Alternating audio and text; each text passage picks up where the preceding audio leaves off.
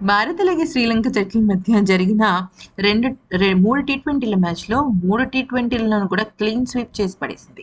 ఇక మూడో టీ20కి సిరీస్‌కి సంబంధం లేకపోయినప్పటికీ కూడా మూడో టీ20 మన భారత జట్టు ఆడిన తీరుకి శ్రీలంక జట్టు మాజీ దిగ్గజాలు అలాగే సీనియర్ ఆటగాళ్లకు ప్రశంసల వర్షం కురిపించడమే కాకుండా శ్రీలంకపై విమర్శలు చేశారు.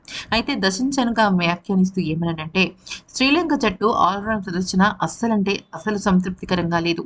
పోటాపోటీగా ఆడి నెగ్గితే లేదా ఓడితే దాని వెనకాల ఆటగాళ్ల కృషి ఫలితం ఉంటుంది. అయితే ఆటగాళ్లు పూర్తిగా నిర్లక్ష్యంగా ఆడిన ధోరణి కనిపిస్తుంది. మరొక వైపు భారత జట్టులో ఆటగాళ్ళందరూ కూడా చాలా ఫోకస్డ్‌గా ఆడారు. ఎక్కడా కూడా భయం, బెరుకులు అలాగే ఒత్తిడి లేకుండా చాలా అద్భుతంగా రాణించారు అంటూ పేర్కొన్నాడు.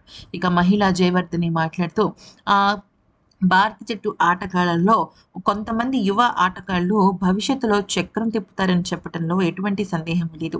ముఖ్యంగా సూర్యకుమార్ యాదవ్‌ని కనుక చూసుకున్నట్టయితే తను అస్సలు కెప్టెన్‌గా ఏమాత్రం టెన్షన్ తీసుకోకుండా చాలా అంటే చాలా ఫోకస్డ్‌గా ఉన్నాడు.